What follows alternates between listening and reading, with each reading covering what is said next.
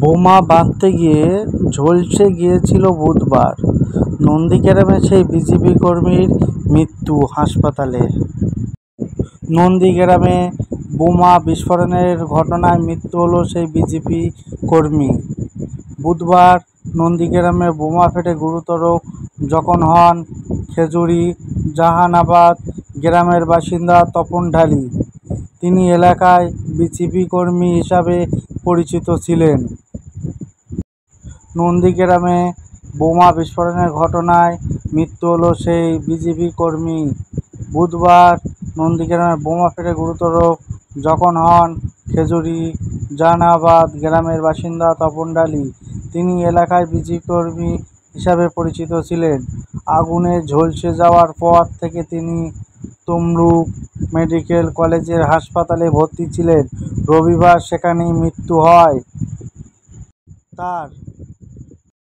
Police এবং স্থানীয় সূত্রে খবর, গত 5ই জুন অর্থাৎ লোকসভা ভোটের ফল ঘোষণার পরের দিন নন্দীগ্রামের 2 নম্বর ব্লকে আমদাবাদ অঞ্চলের ঢাকাপুরায় গোকুল বেরা নামে এক বিজেপি কর্মীর বাড়িতে বিস্ফোরণ ঘটে।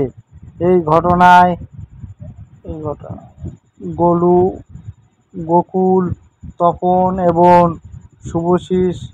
শুভাশিস কর গুরুতর জখম হন। আহত অবস্থায় তাদের হাসপাতালে নিয়ে যাওয়া হয়। এদের মধ্যে তপনের অবস্থা শ্বাসকষ্ট হওয়ায় তাকে তমলুক মেডিকেল কলেজ হাসপাতালে নিয়ে যাওয়া হয়েছিল। গ্রামবাসীদের অনেকেরই দাবি, গোকুলের বাড়িতে বোমা বাঁধার কাজ চলছিল। তারা জখম হয়েছিলেন, তারাও বোমা বাঁধছিল। তৃণমূলের দাবি ছিল, এলাকায় সন্ত্রাস ছড়াতেই এই বাড়িতে গোপনে বোমা বাঁধার কাজ করছিল বিজেপির লোকেরা। সেই সময় বিস্ফোরণ ঘটে। স্থানীয়দের দাবি, ওই বাড়িতে আরও কয়েকজন ছিল। বিস্ফোরণের পরেই আহতদের মোটর বাইক চাপিয়ে এলাকা ছেড়ে পালিয়ে যান তারা। এলাকা ছাড়ার আগে দুষ্কৃতীরা বেশ কয়েকটি বোম পুকুরে ফেলে পালায় বলে দাবি।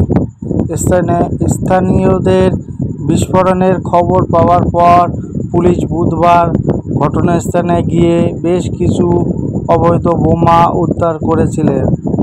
পুলিশের সূত্রে খবর, সেই ঘটনায় এখনো পর্যন্ত 2 জন গ্রেপ্তার করা হয়েছে। সেই ঘটনায় বিজেপিকে নিশানা করে আগেই টোপ দেখিয়েছিলেন নন্দীগ্রামের তৃণমূল নেতা শেখ সুফিয়ান। তার কথায়, নন্দীগ্রাম জুড়ে নতুন করে সন্ত্রাসের পরিবেশ কায়েম করেছে বিজেপি। ভোটে জিততে বিভিন্ন এলাকায় বোম বন্দুক ব্যবহার করছে। নন্দীগ্রাম এখন বিজেপি দুষ্কৃতীদের মুক্ত অঞ্চল হয়ে উঠেছে। অন্যদিকে সেই ঘটনা প্রসঙ্গে নন্দীগ্রামের বিধায়ক তথা রাজ্যের বিরোধী দলনেতা শুভেন্দু অধিকারীর দাবি ছিল, আমি ব্যক্তিগতভাবে গুলি বোমার বিরোধী। আমাদের সঙ্গে মানুষের সমর্থন আছে। তবে যদি কেউ এই ধরনের কাজ লিপ্ত থাকে তার বিরুদ্ধে পুলিশ উপযুক্ত ব্যবস্থা নেবে। সবাই লাইক, কমেন্ট, শেয়ার করবে। আরও নতুন নতুন খবর পেতে ইনসাফ টিভি বাংলাকে সাবস্ক্রাইব করে রাখুন।